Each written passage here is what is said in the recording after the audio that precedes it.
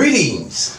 I am Brother Sylvester Muhammad, and this is my wife. Sister Sandra Muhammad. And we are amongst the many students in the classroom of the Honorable Minister Louis Farrakhan and his representation of the Most Honorable Elijah Muhammad. Today on the timeline of the original man. Now, if you're new to the timeline of the original man series, how many we've done so far? This is 59. 59, part 59. If you're new and you may not quite understand what you mean by the timeline of the original man. Well, this is considered as the timeline of the original man going all the way back 78 trillion years ago. And beyond, really, because nobody knows when God created himself out of triple darkness, but he did. And right now we've come through the sun, the stars, the moon, the tribe of Shabazz. And we've come through Jesus' history, Moses' history, and Prophet Muhammad's history. And now we come through 1492 when Columbus sailed the ocean blue. That's half original man, Columbus.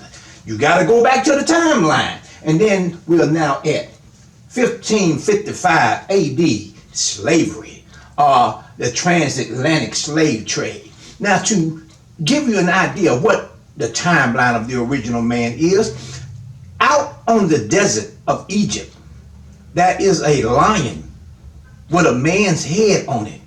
That man's head is a black man's head. And it symbolizes that the black man is the original man. So this is what we mean by the timeline of the original man. There's a pyramid there that we built when we were in our glory. We have not always been slaves. We have three histories. We got a Negro history, that's slavery. We got an African history, which they try to show you. It's great, but they try to show you us running around with bones in our nose, and other than self. And then there's an ancient or original history. And the only way you'll get that is through the timeline of the original man under the teaching of the Honorable Minister Louis Farrakhan and his teacher, the Honorable Elijah Muhammad. Now, go back. Facebook, please go to my Facebook page and go into my saved videos. You can see all the way up to the 59. If you don't understand, find one of my beginnings.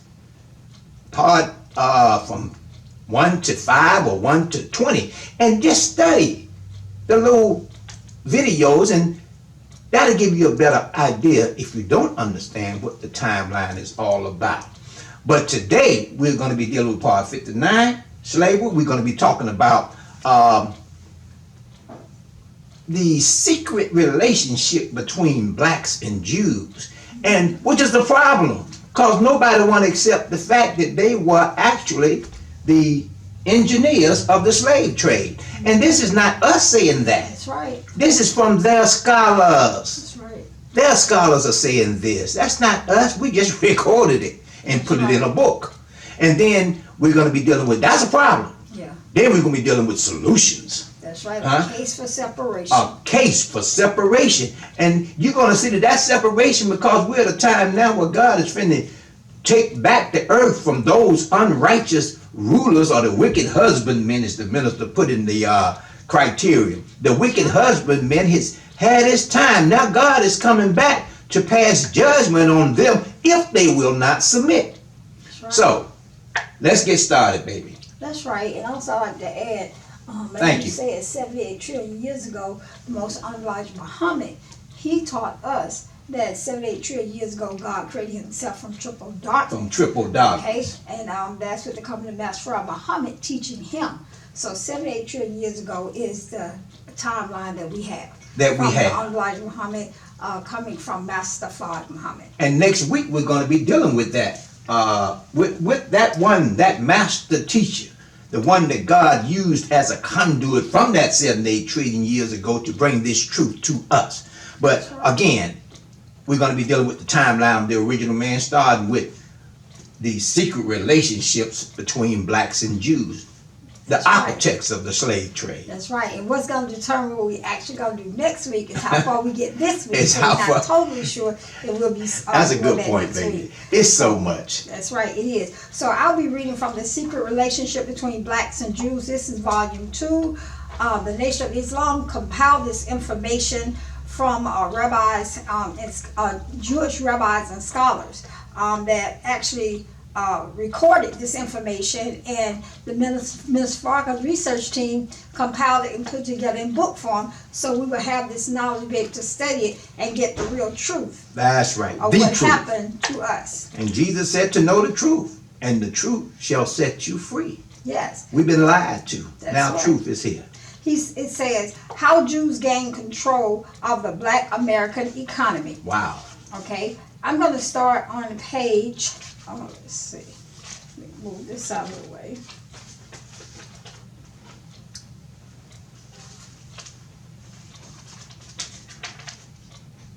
Yes, okay, Blacks After Slavery, this is page 25. Blacks After Slavery. Come on, baby. And I'll be, this is an excerpt from Frederick Douglass in 1876. This is a statement that he made. That he made, Frederick Douglass. That's right, Blacks After Slavery. It says, you say you have emancipated us, but when you turned us loose, you gave us no acres. No acres, You turned land. us loose to the sky, to the storm, to the whirlwind, and worst of all, you turned us loose to the wrath of our infuriated masters. That's right. They had lost the war Yeah. between the North and the South. Read on. Okay, so it states, the deceptive terms of Abraham Lincoln's Emancipation Edict of 1863 offer little in the way of actual freedom,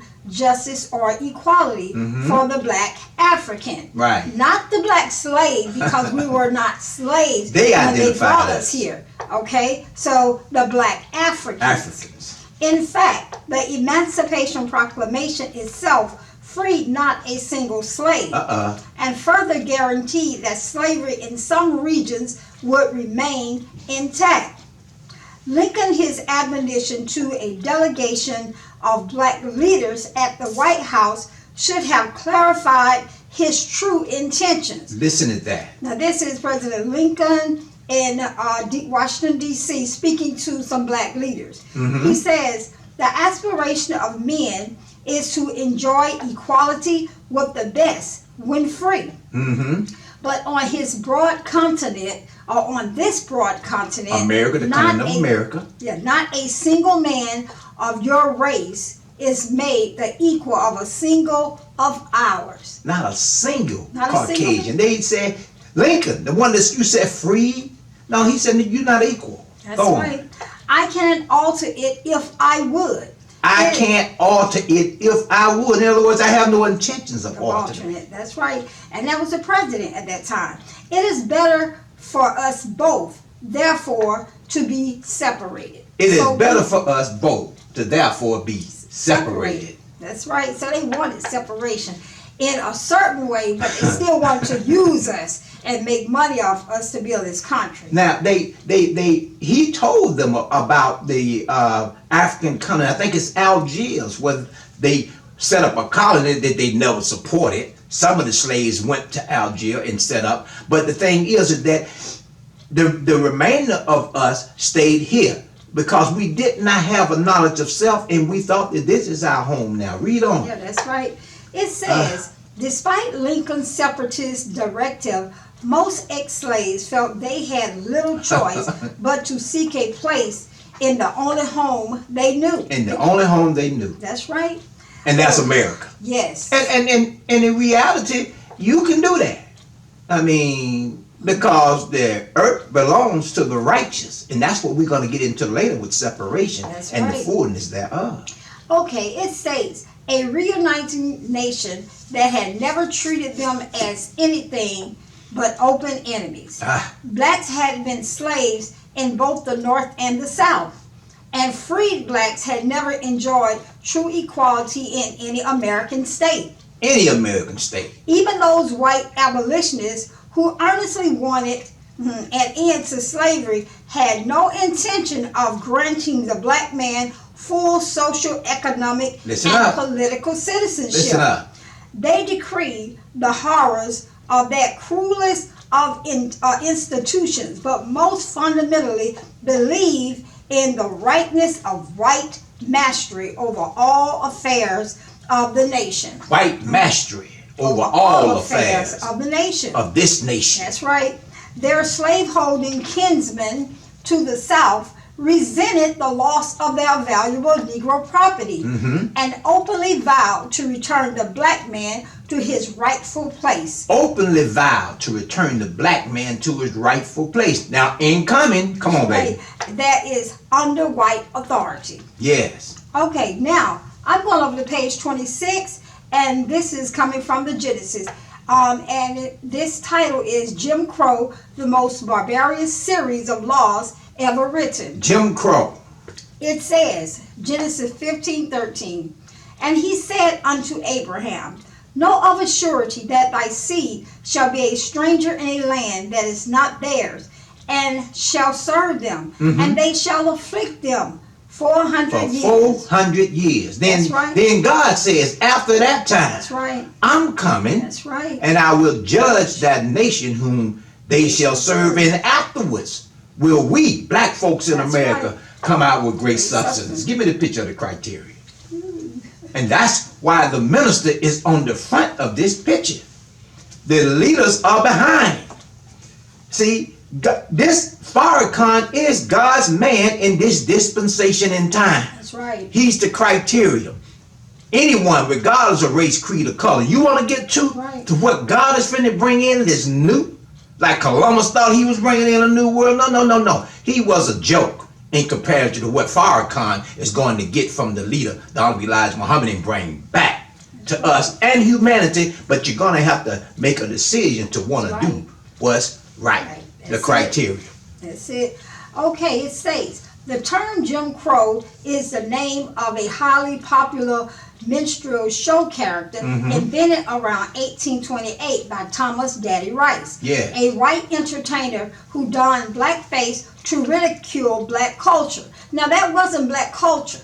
That was something that they put together to make us look bad, as they made us into niggas at that time. It was a mockery. It was a mockery. That was not our culture. And you got a man building your country, and you make a mockery of him and have no intentions of making him your so-called equal. That's Come on. right, but that was not our culture. That was not our culture. We were kings and rulers. God. That's where we derived from. That's right. It says, the use of a happy-go-lucky entertainment figure to describe brutal acts of racial repression that prefigured Nazism is a testament to the desire of Americans to conceal the true extent of the injustice. Yes. Douglas Blackman addressed this point directly.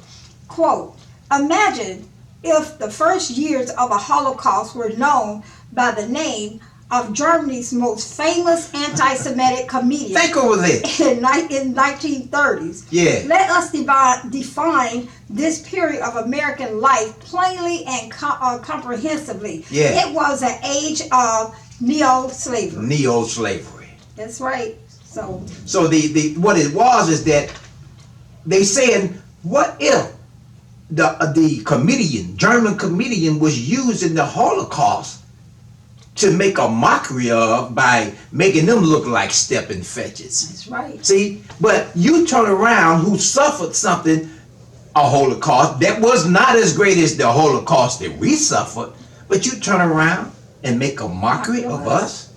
No. That's right. Your days are numbered. Your days are numbered. That's I mean, right. 1, 2, 3.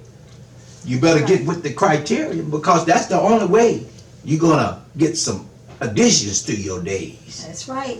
Okay, it says, the Encyclopedia of the Holocaust makes a direct connection between Jim Crow and Nazism. The Encyclopedia of the Holocaust parallel what we suffered with what they suffered. But ours, again, was greater. That's right. But today, they don't even want us to even link slavery suffering with anything to do with the Holocaust. They don't even want us to even say we had a Holocaust. Right. Because they were the ones that brought it on. They were the engineers and the technicians of Right, it. the architects. The architects of the slave trade. That's right. Secret relationships. Okay, it says the physical segregation of the whites from the blacks was the most far-reaching measure introduced in the Reconstruction period, 1865 to 1877, that followed the Civil War. The same charges that in Europe were leveled against the inferior Jewish race were raised in America against the blacks as well. 1865 to what? 1877. Okay, in comes the compromise. You know, where they, I'm not going to get into it this week, but that was at the Reverie Hotel, that was a meeting hosted in 1877, and they decided that they were going to pull back the troops and put us back into slavery. It was a compromise between men that were running for president. But I'm here to say, on that day, 1877, while you were planning our demise, a savior was born for the black man and woman of America, and his name is Master Fard Muhammad. The one that God, from 78 trillion years ago, we use as a conduit. That's right, a conduit. Look up the word conduit. The Spirit of God would be housed in this man, and he would bring freedom and justice. Yes, freedom, justice, and equality, not just to black people. The man had a white mother and a black father. You figure that one out. That's right. Since you want to call us racist. That's right. But he came in America by himself to bring justice to all of humanity. That's right. July 4th, 1930, he made himself present in America in Black Bottom, Detroit. Allah, in the person of Master Fard Muhammad. Okay. It states, in actuality, the post-slavery Jim Crow laws, customs, and practices had been in effect in America from its colonial beginnings and were known as black codes slave codes. Yes. They were applied to all non-whites, but the African and the Native American were the first to suffer the effects of this diabolical racial scheme. The Jim Crow, a code is a secret. See, they came up with these codes that they were going to use to keep us perpetual slaves. That's right. They came up with codes that will keep our native brothers and sisters perpetual on a plantation. That's right. Still in their land, etc. Read on, baby. And a mental plantation, because once we physically so-called got off the plantation, mentally they had destroyed it. So we're still on the plantation even to this day mentally. That's why when Abraham Lincoln offered us independence through separation, we said, no, we didn't lose nothing back there. We're gonna stay here. He said, okay, well, somebody got to rule, and it ain't gonna be you. That's right. Okay, it says essentially Jim Crow was intended to redirect the freed slaves back into plantation labor. Jim Crow, freed slaves back into plantation labor. And according to the black scholar W.E.B. Du Bois, the South was simply an armed camp for intimidating black folks. The South, go on. Black folks, its laws deliberately designed to take advantage of every misfortune of the Negro. Although whites lost individual rights over their black slaves, they sought to enforce societal rights over black destiny. Thus, all blacks would, in essence, belong to the entire community of whites. All blacks would belong to the entire community of whites. That's now, right. To give you an idea what W.E.B. Du Bois was talking about, it was like an armed camp. That was done through the black codes after 1877. That was the compromise. They were going to put us back into slavery by another name. What was that name? Jim Crow. What was that name? Black codes. What was that name? Sharecropping. See, now, there are 3 movies that most of us have seen that we need to go back and look at again, but we need to look at them from a documentary type. Because I know when I looked at the movie Rosewood, let's start with Rosewood. Look how Rosewood went. I mean, blacks were separate, but they were not equal. That's right. They had an independent little township, it looked like, but anytime they began to excel, they were looking for a reason to move on them. That's right. Now, the store was owned by the Caucasian that kept them in debt, and most of the people in Rosewood worked on as sharecroppers. Okay? They got the wares from the store that belonged to the Caucasian, and there wasn't but one man that came in with an independent spirit, and that was Mr. Man. Mr. Man had money to buy his own property, and they looked at him like, this nigga crazy. It was one man that had a talent to play a piano. And the crackers looked at him, and what did they say? What did they say, lady? Said, how on the piano? That nigga got a piano. I don't have a piano. What is that nigga doing with a piano? And his white boy told me, you can't play. Piano. He said, well, I don't care. That nigga got a piano and they ain't got one. That's right. See? So when the setup came with the white girl, the rest is history. Then there's another one. Life. Yes. Go back and watch the movie Life. I mean, here's some brothers that were locked up based on black codes, lottery, playing dice, and then they were put back into slavery by the black codes, and they didn't even leave there until they were old men. And they escaped then. They escaped then. But I'm saying, you will see the black codes in it. Don't laugh at what's going on. That ain't funny. Look at it as a documentary. And then there's one more that paint a beautiful picture of Jim Crow, black codes, and sharecropping, and that's the movie Honey Dip. Google it, Honey Dip. I don't want to go into it. Go see it for yourself. That's right. Honey Dip. But it was a black man. I gotta say this. But it was a black man that had a little pride in himself. He had a little nightclub, and white folk couldn't control it. And they told him, nigga, you think you don't need us no more, huh? You one of them smart niggas. You don't need us. And the brother had to confront with that. He had to deal with that all the way through to the point to where he found somebody that could help get him to the next level through their skill of talent of music. Another story for another time. Come on, baby. Okay. It goes on to say, as Kenneth Stamp put it, the purpose of Jim Crow was to keep the Negro as long as possible exactly what he was, a propertyless rural laborer Go on. under strict controls, without political rights and with inferior legal rights. Come on, baby. Keep us a slave. Perpetual slave. That's right. That they made. Not God. God didn't make that. They made that. They made it. Okay. God make man. That's right. White folks make niggers. That's right. It says, when South Carolina formulated its racial laws, one plantation owner reminded the farmers that the general interest of the white man and the Negro requires that he should be kept as near to the condition of slavery as possible. Negroes must be made to work, or else cotton and rice must cease to be raised for export. Meaning they can't do anything without us. They can't do nothing without us. In other words, that was sharecropping. And they used black codes to get more black men to work.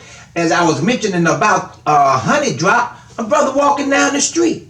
The sheriff drives up and say, where you from, boy? You ain't from around here. I know my niggas. He said, well, I'm looking for a job. He said, well, I got one for you. Get in. Got the man in the car, took him to the mayor, and the mayor put him on his plantation that was armed because he had time to serve for lottery. Because he's looking for a job. Because he's looking for a job. Slavery by another name. Come on, baby. That's a black code. That's the black code. That's Jim Crow. It says, he suggested that the black code should prohibit all freedmen from ever owning real estate, and that the very idea of land ownership should never cross their black minds. Never cross our black minds.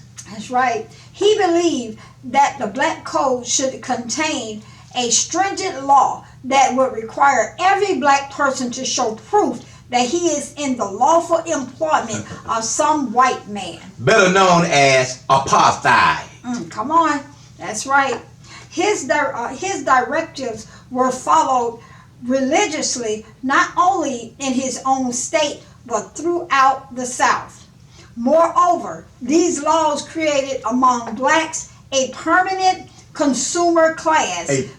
Go on. A permanent consumer class. You maybe get a permanent consumer class. What are you today, black people? Consumer class that was legally barred from competing with whites on any level of trade or industry.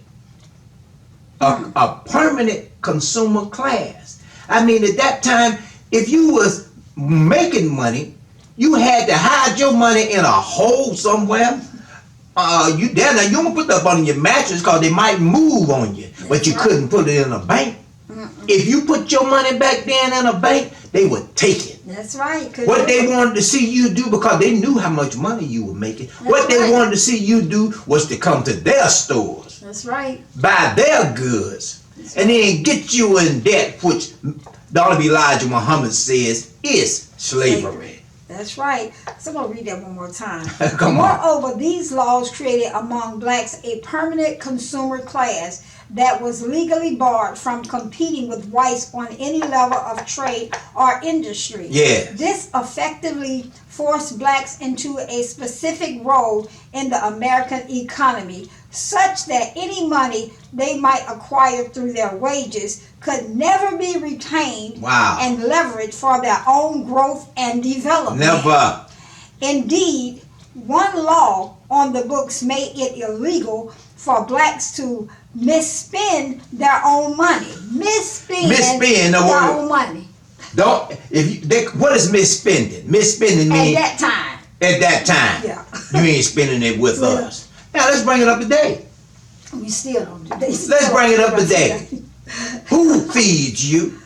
Us. Who clothes us? Feed, clothe, and shelter. Who shelter us? And I mean, look. If you're blessed to get a home, then that home you're gonna pay for 3 times